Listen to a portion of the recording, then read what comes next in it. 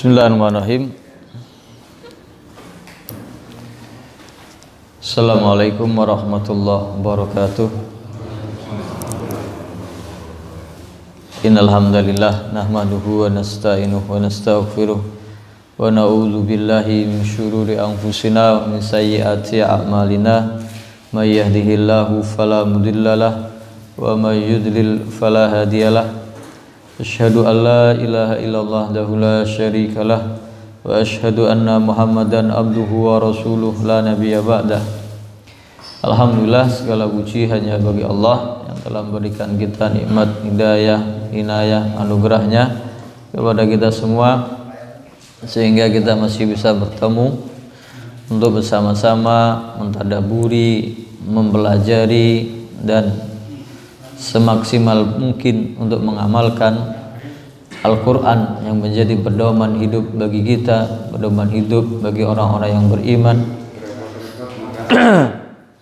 Semoga apa yang kita pelajari menjadi ilmu yang bermanfaat bagi kita dan bisa kita amalkan, bisa kita praktekkan dalam kehidupan kita sehari-hari. Amin ya rabbal alamin.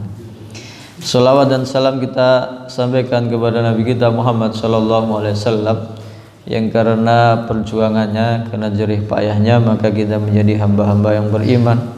Semoga kita menjadi hamba-hamba yang diakui, bahkan dicintai, dibanggakan sebagai umat Nabi kita Muhammad sallallahu alaihi wasallam, walaupun tidak pernah berjumpa wajahnya, tidak pernah mendengar suaranya.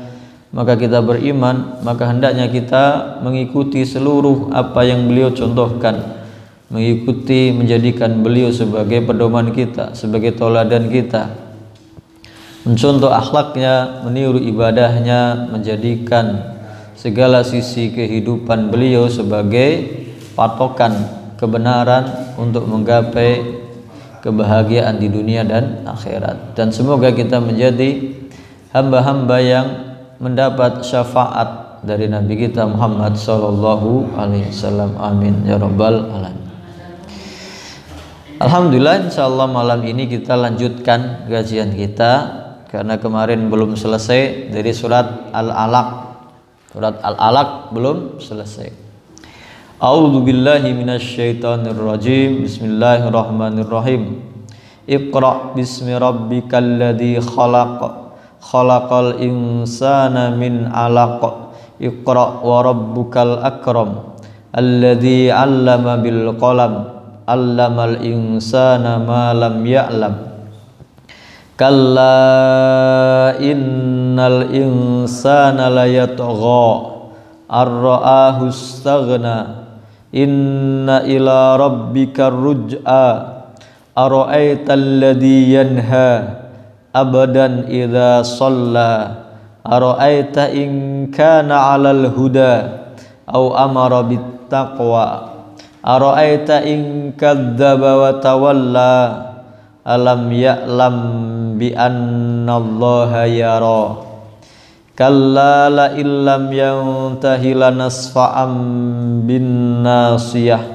Nasiyatin kadzibatin khati'ah. Falyad'u nadiyah sanad'uz zabaniyah. Kalla la tuti'hu wasjud waqtarib. Kemarin kita sampai ayat kelima, 1 sampai 5. Iqra bismi rabbikal ladzi khalaq. Bacalah dengan nama Tuhanmu yang telah menciptakan. Khalaqal insana min 'alaq. Yang telah menciptakan manusia dari segumpal darah yang menempel, yang melekat pada dinding rahim ibunya. Iqra wa rabbukal akram. Bacalah dan Tuhanmu yang maha mulia, yang maha pemurah, yang maha pengasih, maha penyayang dan yang mempunyai banyak keberkahan dan kebaikan. Alladzi 'allama bil qalam. Yang telah mengajarkan dengan pena. Allamal insana ma lam ya'lam. Yang telah mengajarkan manusia sesuatu yang dia belum tahu sebelumnya. Kalla innal insana layatgha. Sekali-kali tidak. Sesungguhnya manusia dalam keadaan melampaui batas. Ar-ra'ahu istaghna. Itu karena dia merasa berkecukupan, merasa tidak butuh dengan Allah Subhanahu wa ta'ala. Inna ila rabbika ruj'a. Sesungguhnya kepada Tuhanmu lah engkau akan dikembalikan. Ara'aital ladzi yanha.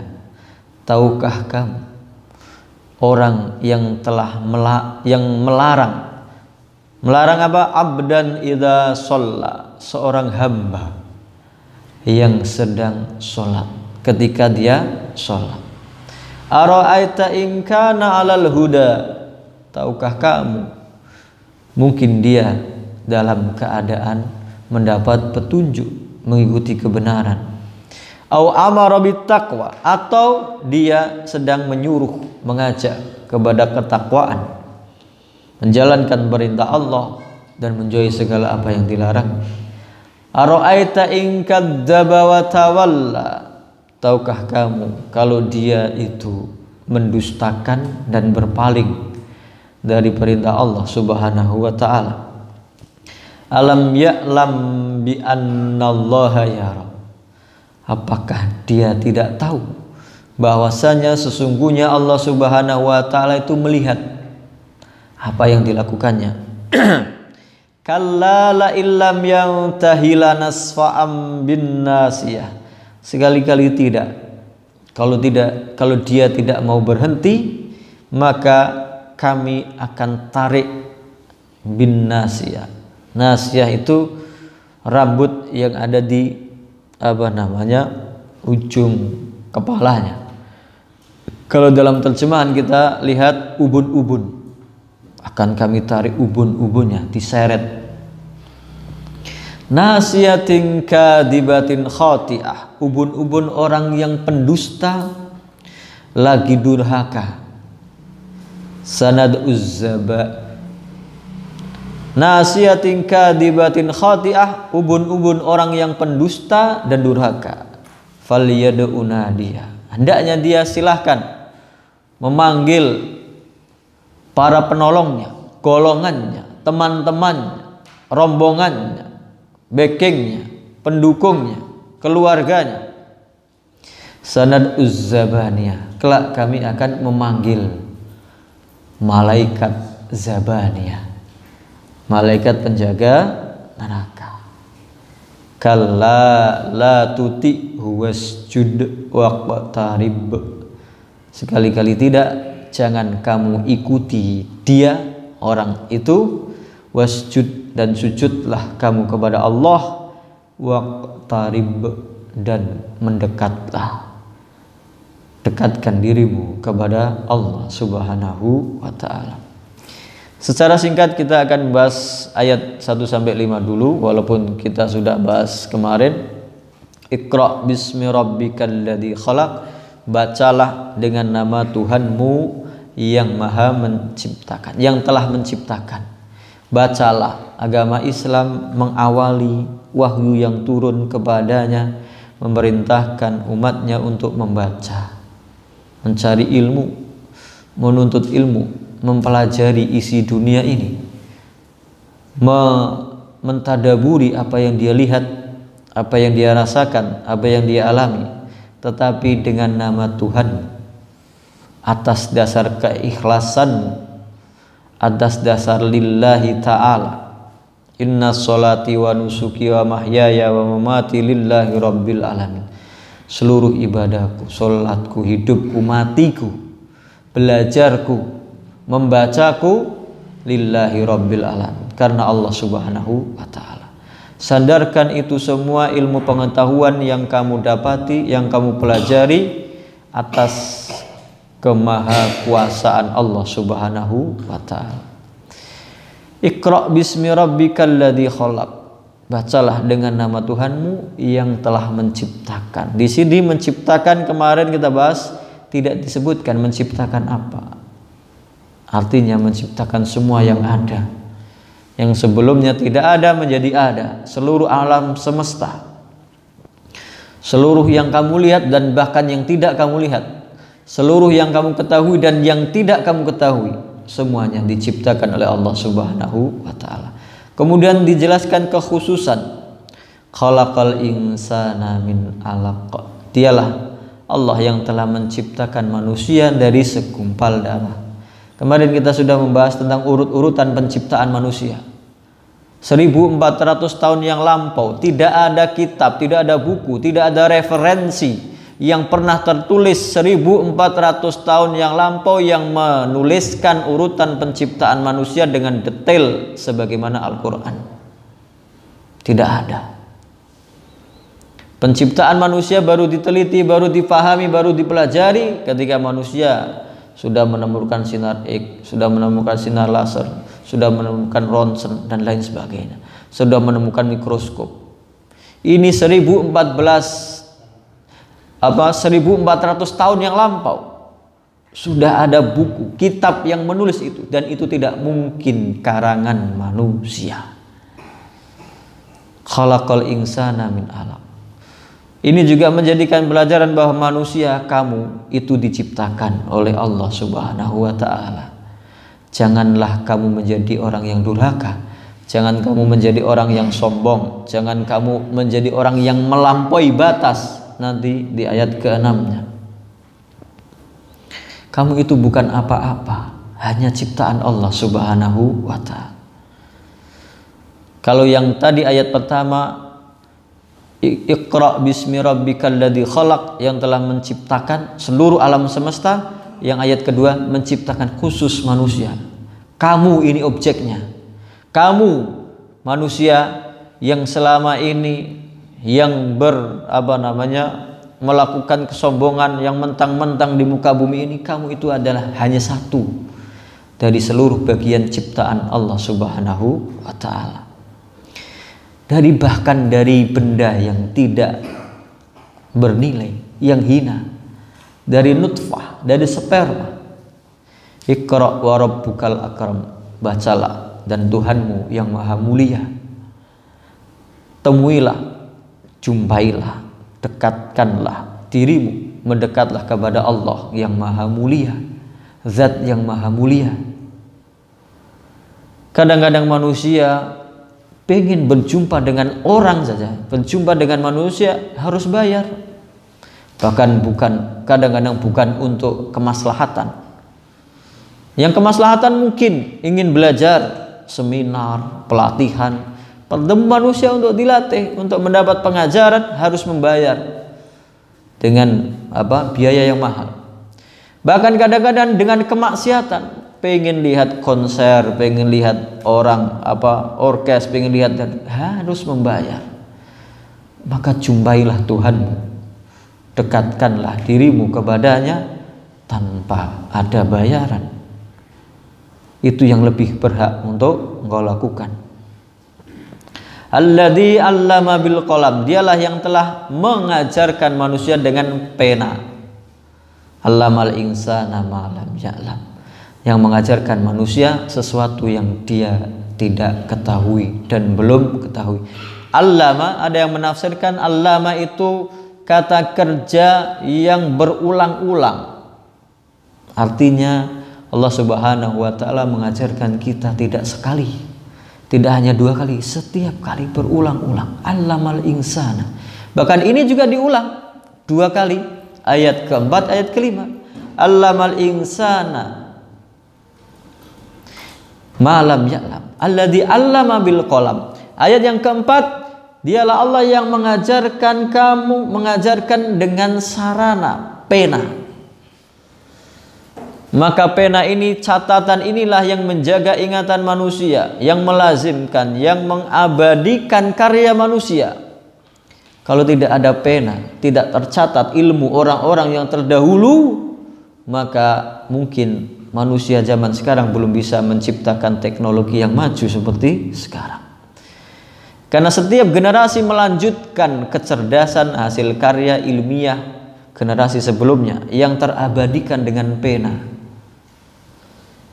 maka sangat merusak orang itu yang menghancurkan karya ilmiah, ilmu yang pernah dihasilkan oleh peradaban manusia.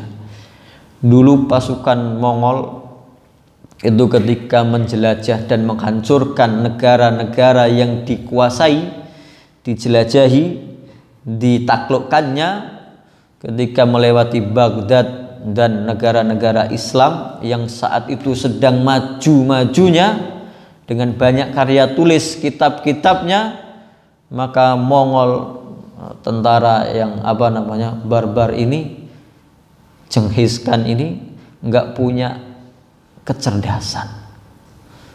Dia hancurkan seluruh hasil karya peradaban manusia.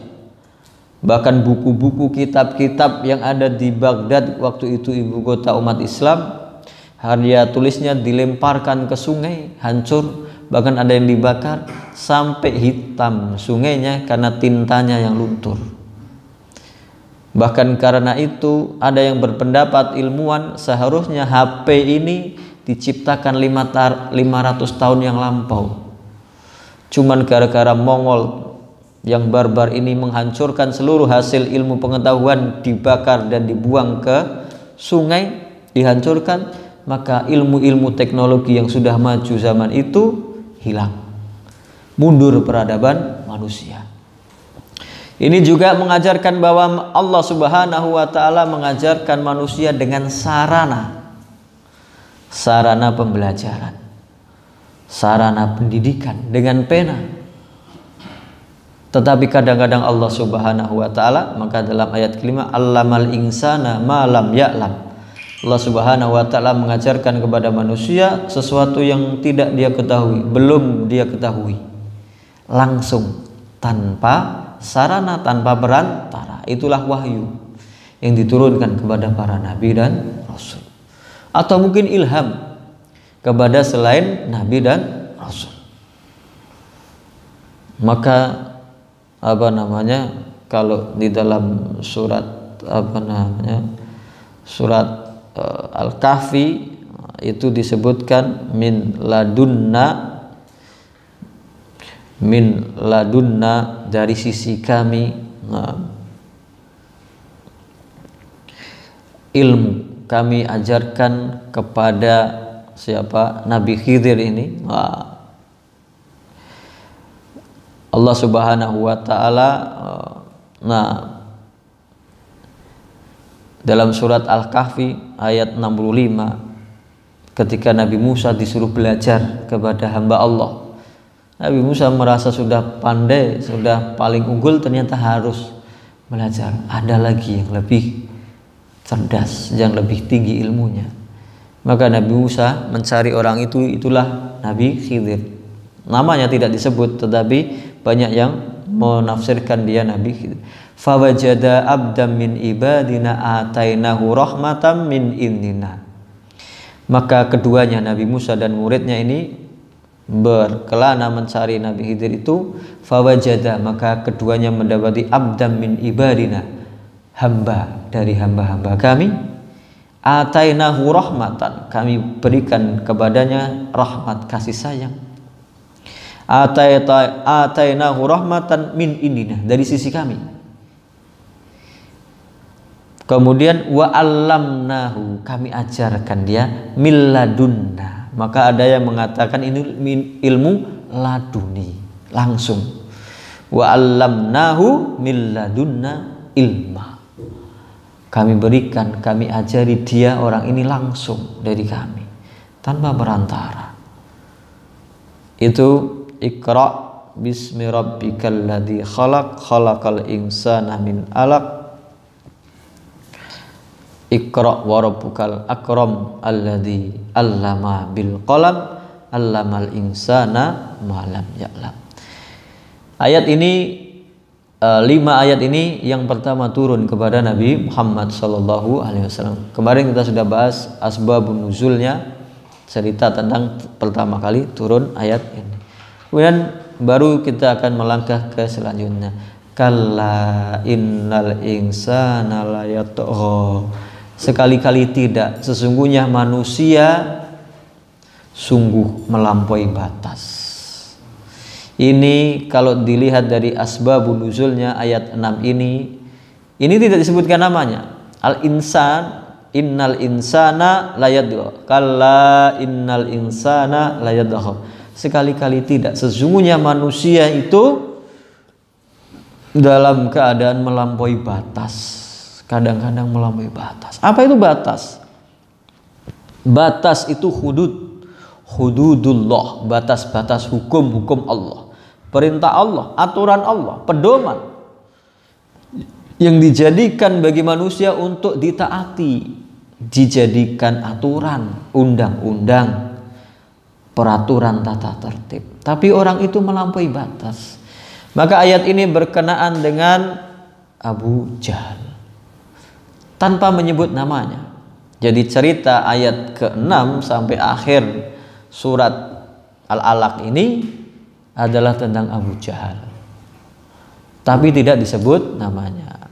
Ya, mungkin yang disebut namanya adalah Abu Lahab di surat Al-Lahab. Tabbat yada Abi Lahabi wa tab. Celaka kedua tangan Abu Lahab dan sungguh dia celaka.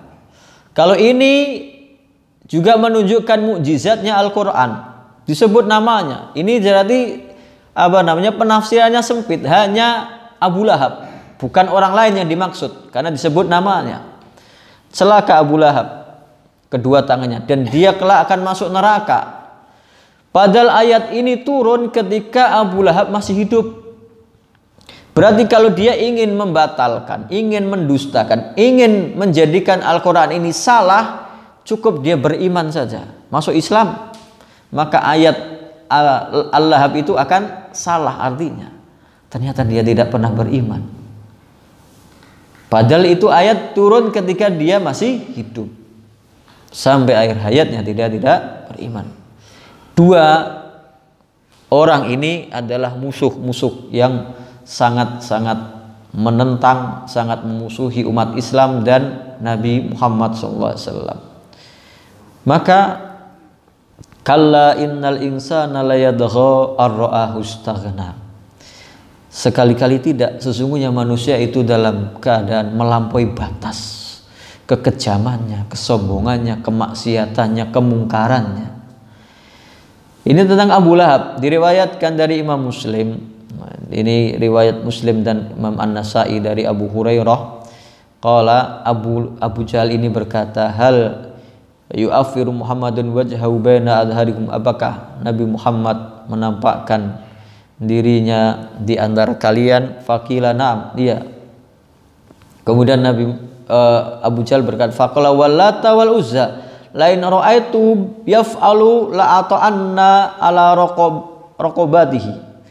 Kalau dia sholat nanti di depan Ka'bah, ini kan Nabi sudah mempunyai ibadah kewajiban sholat ketika masih di Mekah. Maka Nabi sholatnya itu di arah selatan dari rukun Yamani, antara rukun Yamani dengan rukun Hajar Aswad. Berarti di sebelah selatannya Ka'bah. Maka menghadapnya, sholatnya menghadap ke utara karena kiblatnya masih Masjidil Aqsa. Kiblat baru berubah ketika sekitar 16 bulan Nabi SAW berada di Madinah. Ketika Nabi SAW berawal di Madinah, kiblatnya masih ke utara. Nabi merasa tidak nyaman karena rindu dengan Ka'bah. Karena dia menghadap utara, Baitul Maqdis membelakangi Ka'bah. Kemudian turunlah ayat yang memerintahkan kiblatnya ke Ka'bah. Maka ada masjid kiblatain, yang dua kiblat. Ketika sholat duhur Nabi turun ayat itu, maka Nabi berbalik ke arah kiblat Ka'bah. Nabi sedang sholat di depan Ka'bah. Kalau ini Abu Jahal mengatakan wallata wal uzza, demi Lata dan Uzza, la in ra'aituhu yaf'alu la ata'anna ala raqabatihi. Kalau aku melihat dia nanti sholat di depan Ka'bah, akan aku injak lehernya. Wala u'affiranna wajhahu biturab, aku akan menaburkan debu tanah ke wajahnya. Maka turunnya ayat ini. Jadi ditunggu, Nabi SAW ditunggu oleh Abu Jahal Orangnya cerdas, orangnya pintar, penguasa. Maka gelarnya menurut orang-orang kafir Quraisy dia disebut Abul Hakam. Hakam itu yang memutuskan. Karena dia terpandang, karena dia cerdas. Jadi orang-orang ketika berselisih minta pendapat atau minta keputusan itu meminta referensinya kepada Abu Jahal. Maka disebut Abul Hakam, orang yang memutuskan perkara. Pintar, cerdas. Tapi ternyata kecerdasannya, kepintarannya, hartanya, kekayaannya, kekuasaannya tidak menjadikan dia beriman. Maka ketika Nabi SAW sedang sujud, siapa? Abu Jahal ini mau maju, mau menginjak kepala Nabi Muhammad SAW. Begitu mau mendekat, balik lagi dengan muka yang pucat pasi ketakutan. Ditanya oleh orang-orang, kenapa kamu wahai Abu Lahab? Malaka ya Aba Lahab? Kenapa kamu balik lagi? Lalu dia menjawab, inna baini wa bainahu, antara aku dengan dia, dengan Nabi Muhammad SAW, la khandaqan min narin, ada parit yang isinya api yang menyala-nyala. Kalau aku berjalan aku kecemplung ke situ.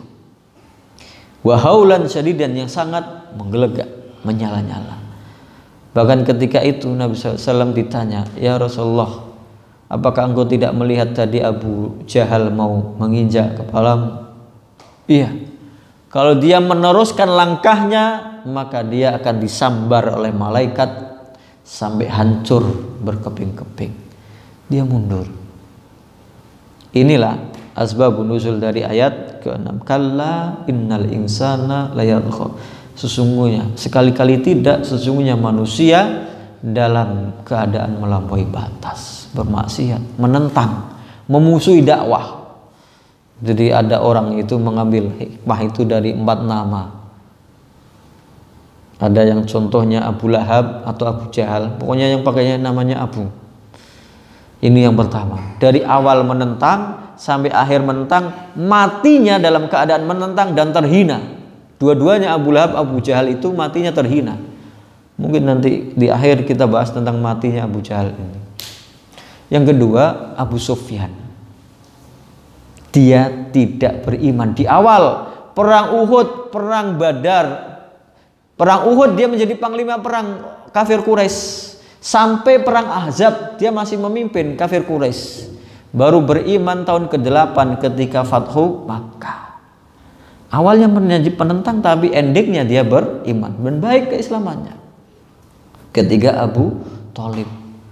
Abu Thalib ini gara-gara temennya Abu Jahal ini. Nah, ini jahatnya Abu Jahal. Orang yang bersamanya menjadi temennya itu diprovokasi untuk tidak beriman. Abu Thalib ini di akhir hayatnya dirayu oleh Nabi, dibimbing oleh Nabi untuk mengucapkan kalimat syahadat. Tapi gara-gara Abu Jahal yang mendatanginya dengan kelompoknya, dengan teman-temannya, diprovokasi. Apakah engkau benci kepada agama nenek moyangmu, wahai Abu Thalib? Gara-gara provokasi Abu Jahal ini, Abu Thalib tidak beriman di akhir hayatnya.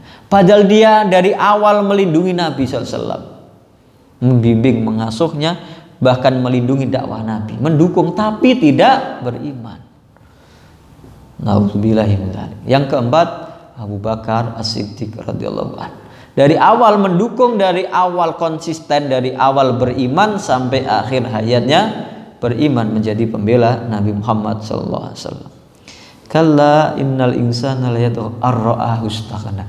Karena dia melihat dirinya sendiri itu merasa berkecukupan, tidak butuh Allah Subhanahu wa taala. Kalau dalam surat Al-Qasas ini tentang ceritanya siapa? Fir'aun. Surat Al-Qasas ini satu surat penuh, hampir semuanya ini menceritakan tentang Nabi Musa alaihissalam dengan Fir'aun. Maka salah satu ceritanya di situ ada tentang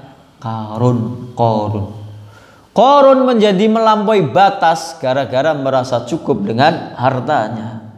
Apa yang dia rasakan dengan hartanya? Qala innama utituhu ala ilmin indi. Aku kaya, hartaku, kunci-kunci perbendaharaannya, peti-petinya dipikul oleh 40 orang saja nggak kuat. Dia mengatakan qala innama utituhu ala ilmin indi. Aku dapat harta sekaya ini gara-gara ilmu yang ada padaku. Bukan karena orang lain, bukan karena Allah, bukan karena siapa-siapa, karena aku merasa cukup dengan dirinya sendiri.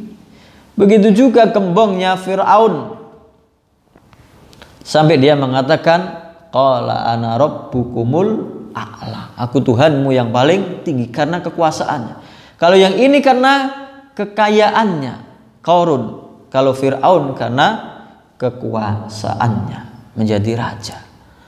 Abu Jahal itu Fir'aunnya zaman Nabi. Nabi sendiri yang menyebutkan Abu Jahal inilah Fir'aun ummati, Fir'aunnya umatku, itu Abu Jahal.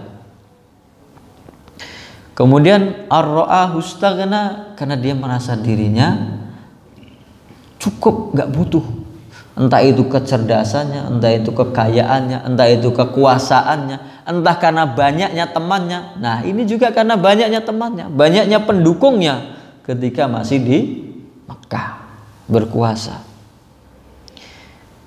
Lalu ayat ke-8, inna ila rabbikar ruj'ah. Sesungguhnya kepada Tuhanmu lah kamu akan dikembalikan, akan kembali. Orang lupa dengan kekayaannya, orang bangga, merasa cukup dengan kecerdasannya, dengan kekuasaannya, dengan teman-temannya, dengan backingnya, dengan kelompoknya, karena lupa bahwa dia kelak akan kembali kepada Allah Subhanahu wa ta'ala. Amalan yang paling tinggi, yang paling mulia, yang paling cerdas untuk mendekatkan diri kepada Allah adalah mengingat kematian. Itulah keistimewaan amal-amal para nabi dan rasul. Disebutkan dalam surat Shad ayat 45-46. Wazkur ibadana Ibrahim wa Ishaq wa Yaqub ulil aidi wal absar. Ingatlah hamba-hamba kami Ibrahim, satu keturunan ini, Ishak anaknya, Yakub cucu Nabi Ibrahim, orang-orang yang mulia. Maka Nabi Ibrahim disebut Abul Amya, bapaknya para nabi. Ulil aidi, yang punya kekuatan, wal absor, dan pandangan, kecerdasan, taat kepada Allah. Apa amalannya yang mulia? Inna akhlasnahum bi khalisatin dzikra. Kami ikhlaskan, kami sucikan orang-orang ini dengan amalan dzikradar, mengingat hari akhirat, mengingat kematian, bahwa mereka kelak akan dikembalikan kepada Allah Subhanahu wa ta'ala, dan mereka akan bertanggung jawab atas segala amal perbuatannya. Kalau dalam hadis Nabi Muhammad SAW bersabda, aksiru hadima hadihil ladzat, aksiru dzikra hadima al-ladzat. Perbanyaklah mengingat pemutus kenikmatan. Apa itu? Kematian, akan kembali kepada Allah Subhanahu wa ta'ala. Orang menjadi sewenang-wenang, orang menjadi sombong, takabur, zalim, melampaui batas karena dia lupa bahwa dia akan kembali kepada Allah Subhanahu wa ta'ala. Lupa kita itu semua akan kembali. Kemarin itu saya habis beli kafan, beli kain kafan komplit sama bumbu-bumbunya. Ditanya sama penjualnya, sinten sing sedo mas, siapa yang meninggal mas? Nggak ada pak. Oh ini orangnya masih hidup. Orangnya masih hidup, minta dibelikan kain kafan. Ingatlah, kita semua akan kembali. Bukan secara materi seperti itu, tetapi secara amalan, muhasabah. Kalla innal insana la yatgha inna ila rabbika ruj'a. Sesungguhnya kepada Tuhanmu kalian akan kembali. Ara'aital ladzi yanha. Ini pokoknya tentang Abu Jahal. Tahukah kamu orang yang melarang? Melarang siapa? Abdan idza shalla. Seorang hamba ketika dia sholat. Jadi Nabi SAW itu dihalangi ketika mau sholat di depan Ka'bah. Dan tongkrongannya,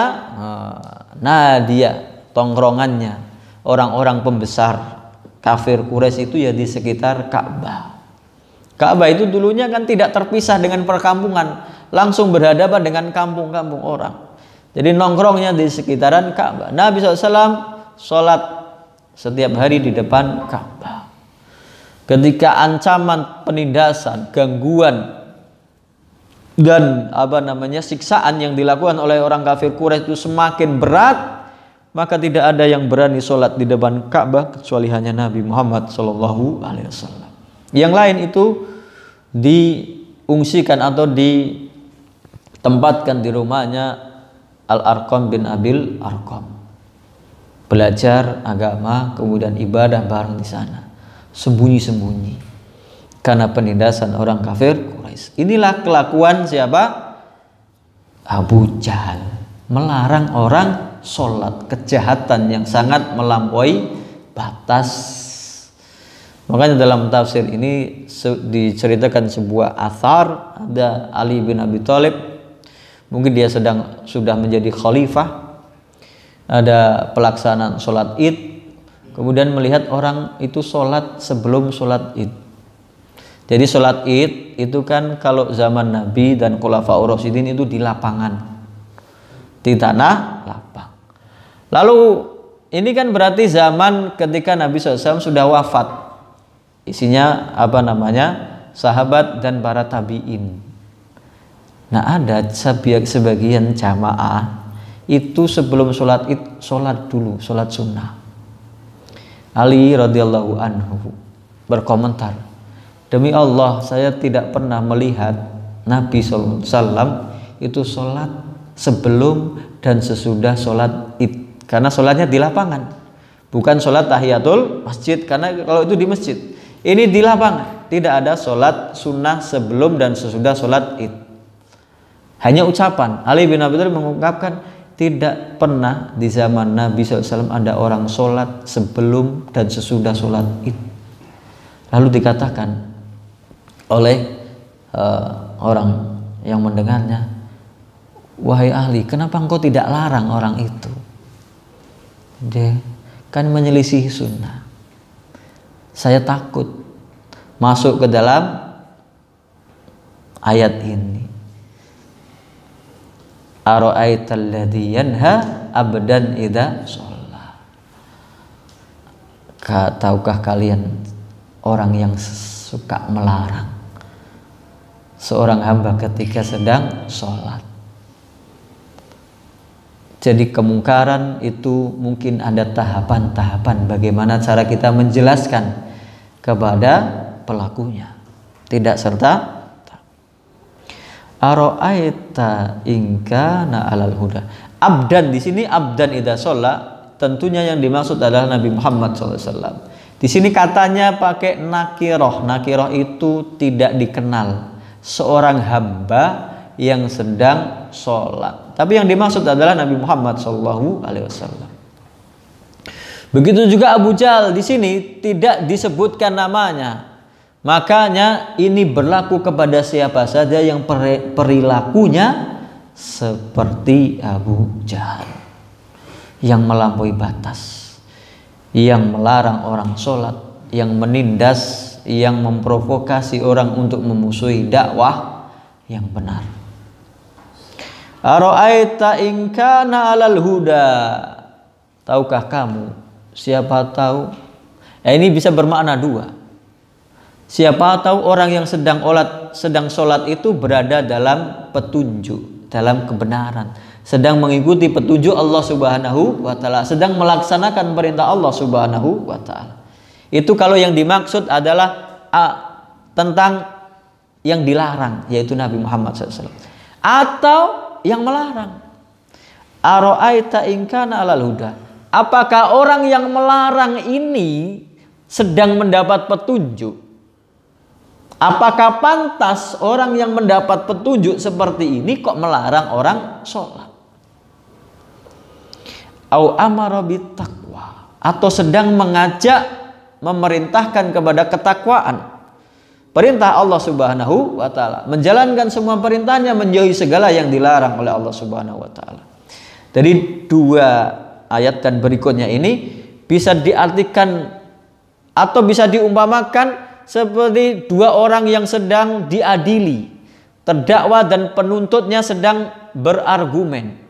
Kalau itu yang ditujukan kepada Nabi Muhammad SAW, ara'aita in kana 'alal huda, apakah kalian tahu bahwa orang yang dilarang itu, Nabi Muhammad itu dalam mengikuti petunjuk, sedang mengikuti petunjuk dari Allah Subhanahu wa taala, dan dia sedang menjalankan perintah Allah untuk mengajak orang dalam ketakwaan, menjalankan perintah Allah dan menjauhi segala larangannya. Itu kalau yang dimaksud orang yang teraniaya tadi, yang dilarang. Kalau sebaliknya, ini yang dimaksud adalah orang yang melarang. Apakah pantas orang yang katanya mendapat petunjuk, mengakunya mendapat petunjuk, itu melarang orang yang sholat? Apakah pantas orang yang mengakunya mengajak kepada amar ma'ruf dan nahi mungkar, mengajak kepada ketakwaan, itu melarang orang sholat? Tidak sama sekali. Ara'aita in kana 'alal huda, siapa tahu, apakah kalian tahu bahwa orang itu mendapat petunjuk, dalam keadaan mendapat petunjuk dari Allah Subhanahu wa taala. Au amara bittaqwa, ara'aita in kadzdzaba wa tawalla. Sama, ini dua, ini bisa diartikan. Ara'aita in kadzdzaba wa tawalla, apakah orang yang kamu larang sholat itu mendustakan dan berpaling dari perintah Tuhannya? Atau kepada yang melarang, apakah kamu yang melarang itu berarti kamu dalam keadaan mendustakan Allah dan Rasulnya dan berpaling dari perintah Allah Subhanahu wa ta'ala? Azab yang paling berat adalah azab orang yang berpaling dan mendustakan ayat-ayat Allah Subhanahu wa ta'ala. Di dalam surat Thaha disebutkan ayat 49, inna qad uhiya ilaina annal azaba ala man kadzdzaba wa tawalla. Sesungguhnya kami telah diwahyukan kepada kami, ini tentang cerita Nabi Musa. Qad uhiya ilaina, telah diwahyukan kepada kami, annal azaba, sesungguhnya azab itu bagi orang alaman kadzdzaba wa tawalla, yang mendustakan dan berpaling dari perintah Allah Subhanahu wa ta'ala. Ayat berikutnya 54, ini 48, 49 dan 50 itu debat antara Nabi Musa dan Fir'aun. Qala famar rabbukum ya Musa, apa Tuhanmu wahai Musa? Kayak apa? Modelnya kayak apa? Maka Nabi Musa memberi jawaban yang tidak bisa dibantah oleh Fir'aun. Qala rabbuna alladhi a'ta kulla syai'in khalqahu thumma hada. Tuhanku adalah yang memberikan semua kepada semua ciptaannya segala sarana untuk hidup, untuk berkembang biak, dan diberinya petunjuk. Tsumma hada. Nah, ara'aita in kadzdzaba wa tawalla alam ya'lam bi annallaha yara. Apakah dia tidak tahu bahwasanya Allah Maha melihat perbuatannya? Yang melarang orang sholat, menghalangi orang untuk beribadah, mengganggu orang yang sedang menjalankan perintah Allah dan Rasulnya. Ini sesungguhnya peringatan yang sangat keras. Dulu saya di daerah pedalaman sana yang mayoritas non muslim, itu sedang puasa Ramadan. Jadi walaupun puasa Ramadan ya sama kayak di sini. Yang muslim ya kadang-kadang banyak yang nggak puasa. Banyak yang di rumahnya sahur, keluar tapi makan sembunyi-sembunyi. Nah ceritanya ada muslim yang nggak puasa karena mayoritas non muslim, dia lagi bersama temennya yang non muslim. Lalu dia ceritanya sembunyi-sembunyi makan sembunyi-sembunyi. Padahal hari itu puasa. Dan sayangnya di sana orang non muslim itu tahu kalau bulan Ramadan, oh ini orang muslim lagi pada puasa. Jadi kalau ada yang nggak puasa, mereka ngecek, kamu Islam saja nggak taat, nggak ikut puasa. Nah ini ada orang muslim lagi makan sembunyi-sembunyi, ketahuan sama orang non muslim, orang Kristen. Diingatkan, loh kamu kan puasa kok makan sembunyi-sembunyi di sini. Katanya kamu ini muslim kan harusnya puasa. Apakah kamu nggak takut ketahuan?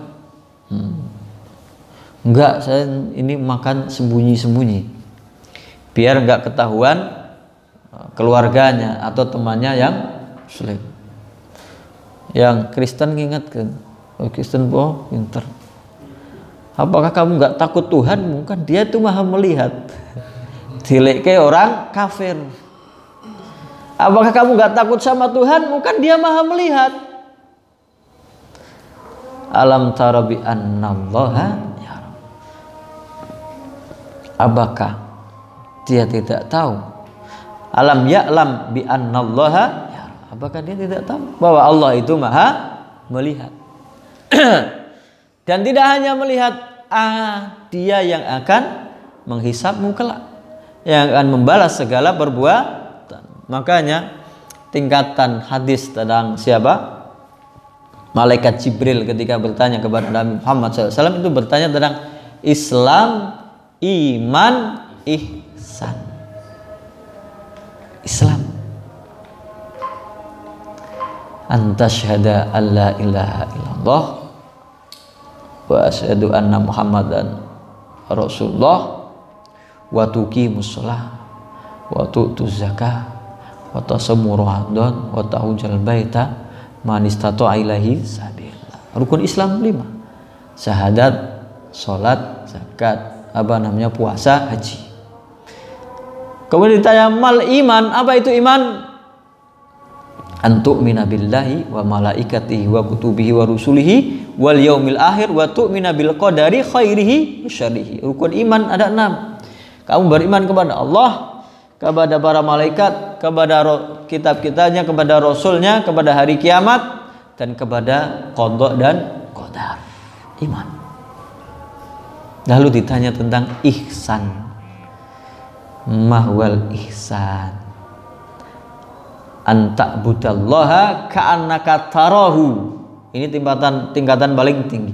Kamu beribadah kepada Allah seakan-akan kamu melihatnya.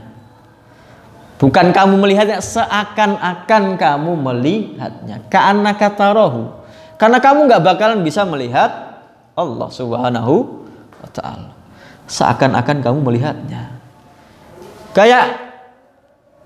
Kayak siswa, murid, ujian, ada gurunya di depannya. Kayak orang bekerja, ada mandornya di depannya.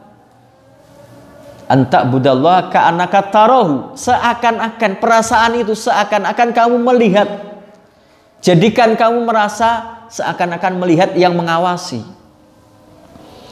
Fa in lam takun tarahu fa innahu yaraka. Kalau kamu tidak bisa merasa seakan-akan kamu melihatnya, jadilah kamu merasa seakan-akan pasti yakin bahwa Allah melihat kamu. Zaman sekarang ada CCTV. Kita ada siswa ujian diawasi, nggak ada gurunya tapi ada CCTV. Dia tahu diawasi. Dan ternyata Allah Maha melihat, Maha tahu, dan yang akan membalas semua perbuatan hambanya. Mungkin ini ya, kita jeda sebentar untuk adzan, nanti kita lanjutkan lagi. Wallahu taala a'lam. Nah, Alhamdulillah, kita lanjutkan. Alam ya'lam bi annallaha yara, apakah dia tidak tahu bahwasanya Allah Maha melihat dan akan membalas kelak perbuatannya di hari kiamat. Kalla la illam yantahi lanasfa'am bin nasiyah.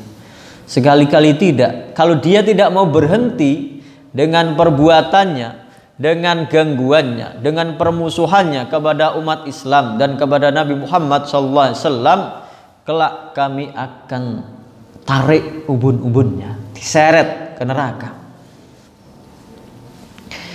Nasiyatin kadibatin khati'ah, ubun-ubun orang pendusta dan durhaka. Orang yang pendusta dan durhaka karena dia mendustakan Allah Subhanahu wa ta'ala. Jadi setiap kejahatan itu semua orang yang tidak beriman dan memusuhi agama Islam itu mereka adalah orang yang mendustakan Allah dan Rasulnya dan berpaling dari Allah dan Rasulnya. Khati'ah, durhaka. Khati'ah itu artinya bersalah. Tapi khati'ah di sini dengan mukhti, beda dengan mukhtiun. Mukhtiun itu orang yang salah tapi tidak sengaja atau mungkin belum tahu. Maka masih punya kesempatan, diberi kesempatan untuk tobat dan memperbaiki dirinya. Kalau khati'ah, dia salah dan tahu kesalahannya dan dia tidak peduli dengan kesalahannya, nggak ngaruh baginya.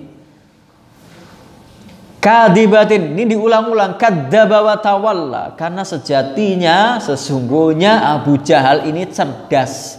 Dia tahu kebenaran ayat-ayat Al-Quran, tetapi sengaja mendustakannya. Ada kebenaran tahu dilihat, tapi mendustakannya, tidak percaya, mengatakan itu bohong. Maka Nabi SAW dituduh sebagai pendusta. Padahal selama beliau hidup digelari Al-Amin, yang maha, yang terpercaya.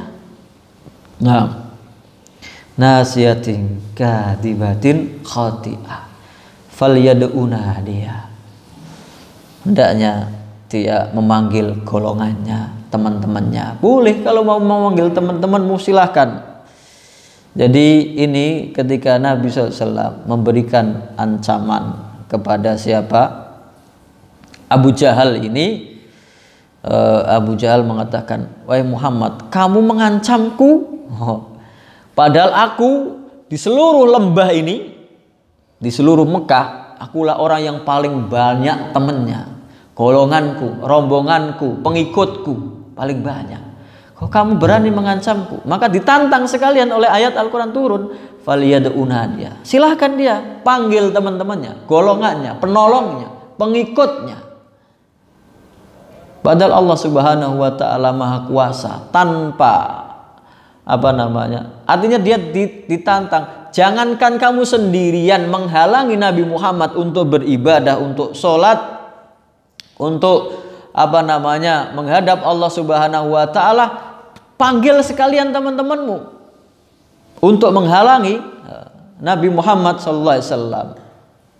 Jadi dikatakan Abu Jahal ini mengatakan, alam anhaka anhada, bukankah aku sudah melarangmu sholat wahai Muhammad? Maka Nabi mengancamnya dengan, bukankah Allah Maha tahu? Lalu Abu Jahal mengatakan, innaka la ta'lamu ma biha nadin aksarum ini. Tidak ada orang yang lebih banyak di Mekah ini yang lebih banyak teman dariku. Maka ditantang oleh ayat ini, faliyad'una dia. Silahkan panggil teman-temanmu untuk menghalangiku, menghalangi dakwah Islam, menghalangi dakwah Nabi Muhammad SAW. Maka Allah Subhanahu wa ta'ala bersanad uzzabaniyah, kami kelak akan memanggil malaikat zabaniyah, malaikat yang keras, kasar, ziladun, sidadun, keras, kasar, penjaga neraka, diseret ubun-ubunnya, dilemparkan ke dalam neraka. Akhir ayatnya, kalla la tuti'hu wasjud waqtarib. Sekali-kali tidak, wahai Muhammad, jangan kamu ikuti dia. Jangan kamu ikuti permintaannya. Jangan kamu turuti kemauannya yang menghalangi kamu sholat. Wasjud, tetaplah sujud, tetaplah sholat, tetaplah ibadah, tetaplah taat, tetaplah takwa, menjalankan semua perintah Allah dan menjauhi segala larangannya. Waqtarib, dan mendekatkan diri kepada Allah Subhanahu wa ta'ala. Maka ada hadis yang menerangkan bahwasanya posisi sujud inilah posisi kedekatan seorang hamba kepada Tuhannya. Aqrabu ma yakunul abdu min rabbi wa huwa sajid fa aksiru ad-du'a. Posisi terdekat seorang hamba kepada Tuhannya ketika dia sujud, menyamakan kepala kita yang kita anggap paling hormat, paling mulia, paling kita hormati, paling kita jaga serendah-rendahnya, seperti kaki kita, bahkan di bawah badan kita. Maka itulah posisi hamba paling dekat kepada Allah Subhanahu wa ta'ala. Fa'aksirud du'a, banyak-banyaklah berdoa ketika sedang sujud. Posisi terdekat seorang hamba ketika dia sujud menghamba kepada Allah Subhanahu wa ta'ala.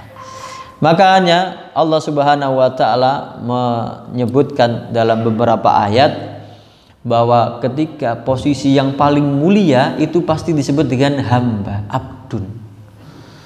Di awal surat Al-Isra disebutkan subhanalladzi asra bi abdihi.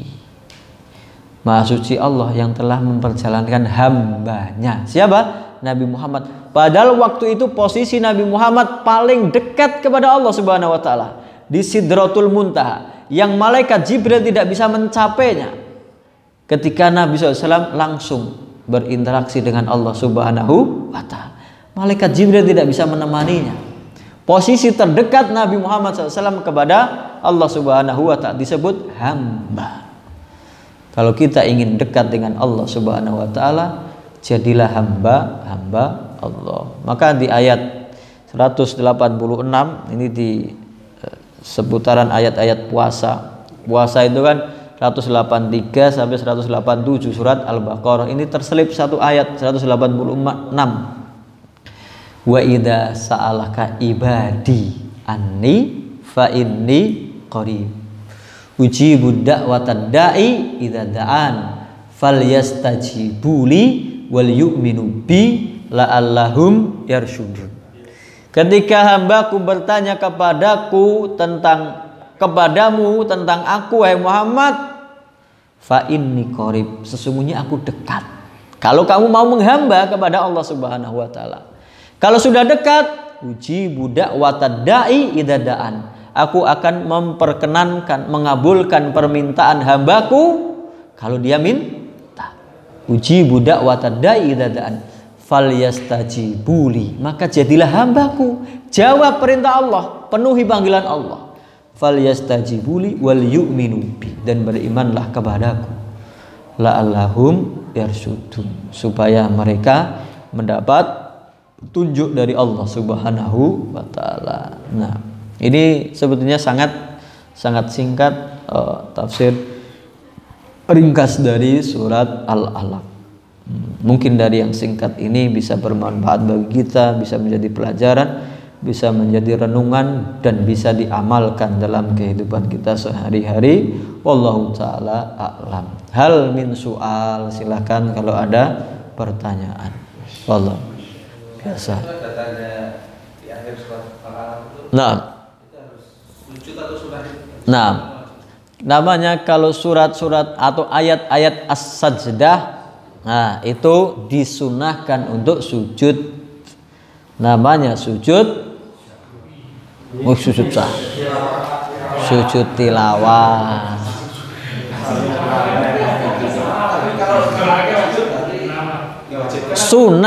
Sunnah, hukumnya sunnah. Ada yang di Jakarta, saya itu makmum di satu musola, itu melazimkan setiap Jumat pagi subuh itu selalu membaca suratnya surat As-Sajdah. Itu banyak diamalkan di sebagian masjid atau musola. Kalau di sini di Medono itu yang masjid besar itu, tahu nggak masjid Medono yang besar itu? Nah itu katanya setiap Jumat pagi subuh itu bacanya surat As-Sajdah. Nah surat As-Sajdah ada ayat sajdahnya. Ketika sampai ayat itu sujud, padahal sedang baca Quran, langsung sujud. Orang yang nggak tahu, loh ini kok langsung sujud? Subhanallah, kan rukuk dulu seharusnya. Nah, padahal itu sujud tilawah. Baru langsung bangkit lagi meneruskan bacaan, baru rukuk, baru i'tidal, baru sujud sholat. Nah, wallahu taala alam. Jadi hukumnya sunnah. Sunnah. Ya, sunnah itu maksudnya kalau dilakukan yang mendapat pahala, kalau ditinggalkan yang mendapat dosa. Tidak mendapat dosa. Tidak mendapat dosa. Tapi sunnah itu adalah keutamaan. Kalau tidak dilakukan berarti rugi, hilang kesempatan. Wallahu taala. Apa? Waduh, saya itu banyak lupanya. Sajadah wajhi atau apa itu lupa, belum ingat. Kemarin apa? Mungkin itu mungkin. Kemarin nggak bisa, sekarang lupa saya. Wallahu taala a'lam. Ada lagi? Silakan. Nggak ada? Kita tutup dengan doa kafaratul majelis. Subhanakallahumma wa bihamdika asyhadu an la ilaha illa anta astaghfiruka wa atubu ilaik. Assalamualaikum warahmatullahi wabarakatuh.